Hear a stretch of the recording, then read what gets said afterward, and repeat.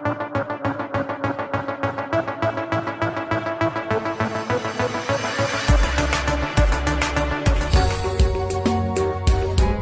from around the globe. Hot, fresh, balanced and objective.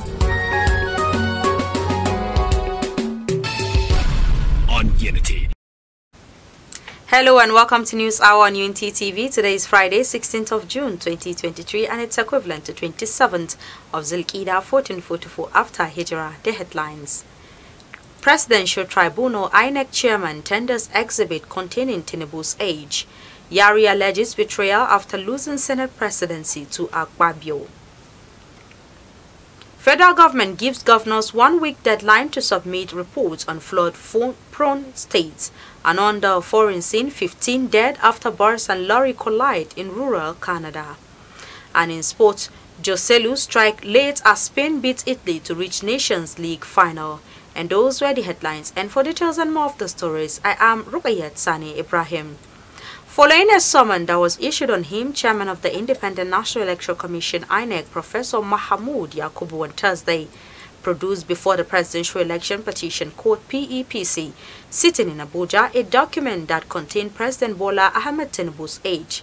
The document, known as Form EC9, was an affidavit of personal particulars which President Tinubu submitted to the INEC in aid of his qualification to contest the 2023 presidential election.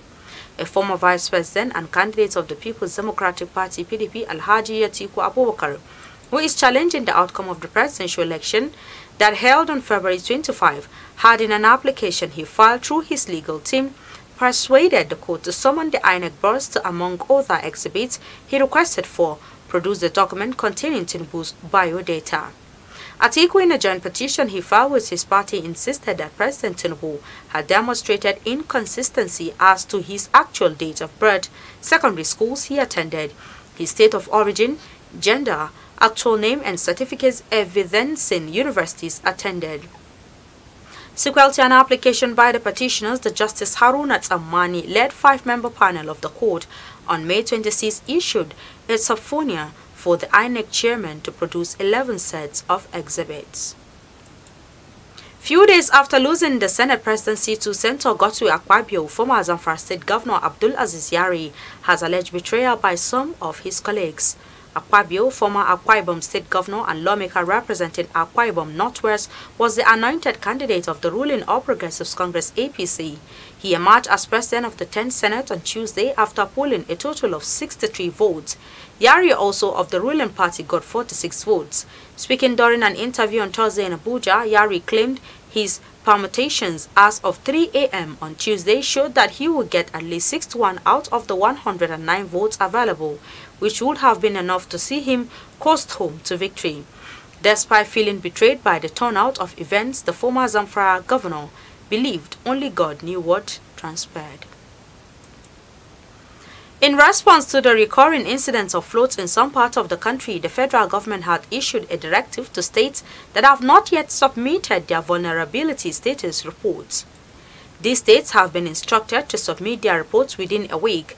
The directive was delivered to the concerned states during the National Economic Council (NEC) meeting held on Thursday.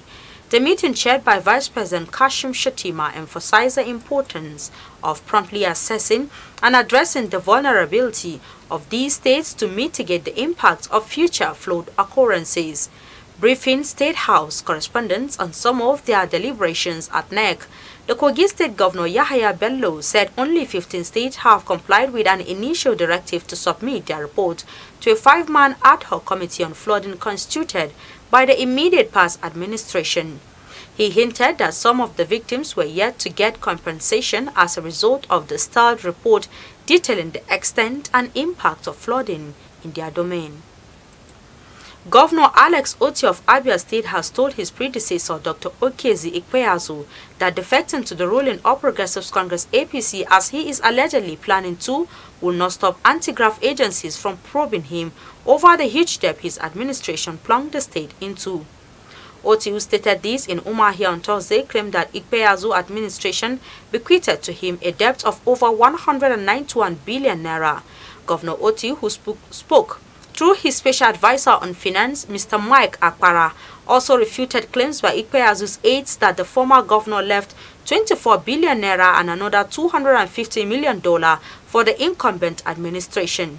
Oti further said that Ikpeazu's administration looted the state treasury and even picked 2.8 Shopee fund that dropped into the state's account 3 days before Ikpeazu left office.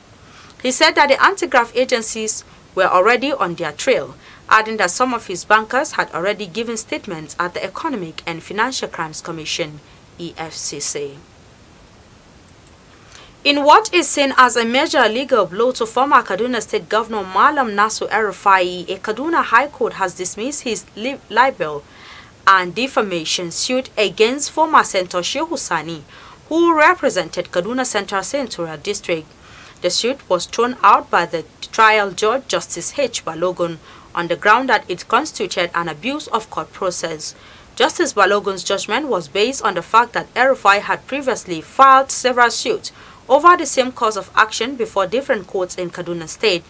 Barrister Kimi Livingston Apa, the defense counsel in the case, had initially filed a notice of preliminary objection challenging the jurisdiction of the court to entertain the suit. The grounds for this objection were that the same case have been filed in 4 different courts in the state, constituting an abuse of court process. It will be recalled that El-Rufai had initially filed a 2 billion naira suit against Shehu Sani in 2018, seeking reliefs for alleged injuries suffered as a result of statements made by Sani. El-Rufai had accused former Senator Shehu Sani of defamation, alleging that Sani had referred to him as a drunk, loose cannon, and an embarrassment to President Muhammadu Buhari. The federal government has appointed Abdul Karim Chukkol as acting chairman of the Economic and Financial Crimes Commission, EFCC. His appointment followed Wednesday's indefinite suspension of Abdul Rashid Bawa by President Bola Ahmed Tinubu. Chukkol is an alumnus of the Federal Bureau of Investigation's National Academy, Quintico, the European Center of Security Studies, Germany, and also a fellow of the War College, Nigeria. The acting EFCC chairman holds a bachelor's degree in agricultural economics from the University of Maiduguri in 2000 and postgraduate certificate in criminal justice education from the University of Virginia, United States, as well as a graduate diploma in cybersecurity and spectrum management from the United States Telecommunication Training Institute, Washington, D.C., United States. The spokesperson for the EFCC, Wilson Uwajaren, made the revelation in a statement yesterday, noting that until his new role, he was the Director of Operations of the Commission. Following the removal of fuel subsidy, the National Economic Council (NEC) has made moves to provide palliative for workers and vulnerable groups in the country to ameliorate the impact. The Council, after its inaugural NEC meeting on Thursday, chaired by Vice President Kashim Shettima, announced that it will set up a committee to work out within 2 weeks the modalities for organizing and distributing the palliatives. Members of the committee comprise the Governor of Kebbi, the Governor of Benue for North Central, the Governor of Kaduna Northwest, Bauchi representing the Northeast, the Governor of Cross River South-South, Anambra representing the Southeast Geopolitical Zone, and Oyo State for the Southwest. Speaking to State House correspondents at a briefing, the Governor of Bauchi State, Bala Muhammad, who was flanked by 4 of his colleagues, said the Council also discussed the possibility of obtaining funds from the World Bank and London partners to implement a compressed natural gas (CNG) program for vehicles in the country as part of measures to cushion the impact of fuel subsidy removal. He said the Council deliberated on other recommendations, including the one by the organized labor for 702.9 billion naira consequential adjustment on allowances, as well as no less than 25 billion naira per month, which they requested to cushion the effects of the subsidy removal. President Bola Ahmed Tinubu Policy Advisory Council has recommended the declaration of a state of emergency on revenue generation in the country.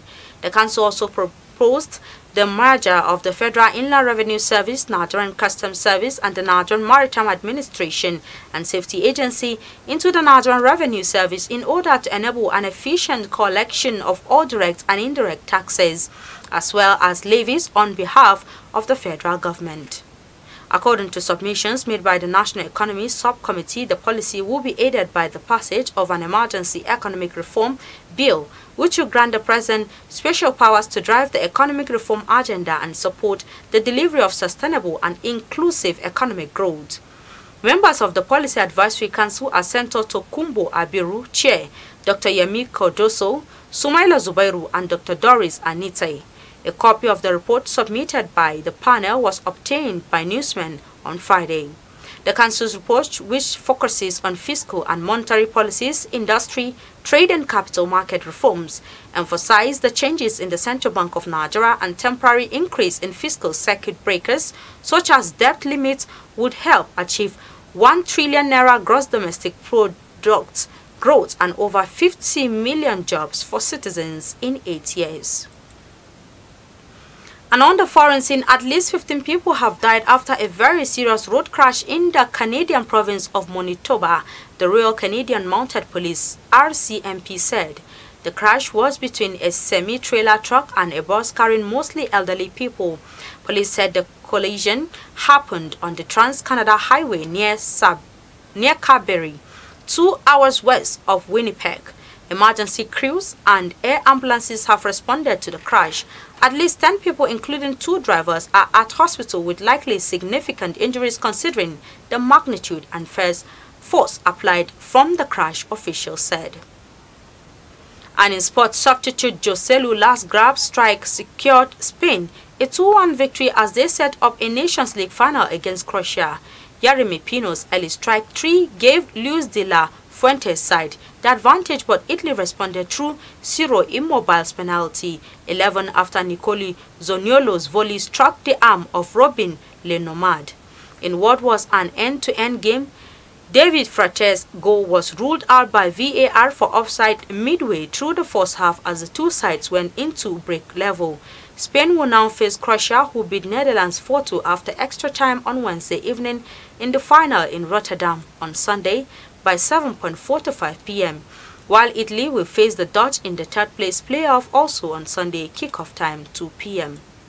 And with the sport news, we've come to the end of our bulletin for today. You can follow us on our social media handles at Facebook, Instagram and Twitter at TNT Radio FM TV, respectively. You can also watch us live on the satellite decoder Badarsat, which has been watched in about 38 countries of the world free. You can also watch us and stream us live on our YouTube channel at Unity FM TV. I am Rukayat Sani Ibrahim. Thanks for watching and enjoy the rest of our programs. Do have yourself a lovely day.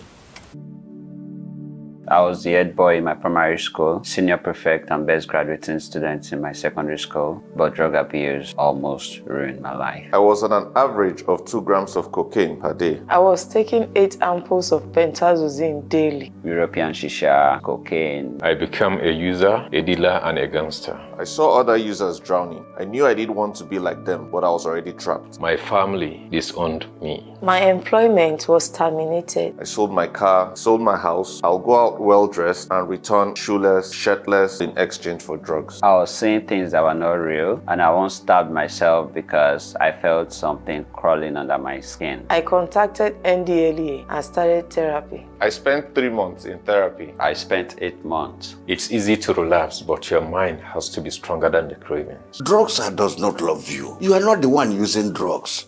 Drugs are the one using you. Say no to drug abuse. Unity.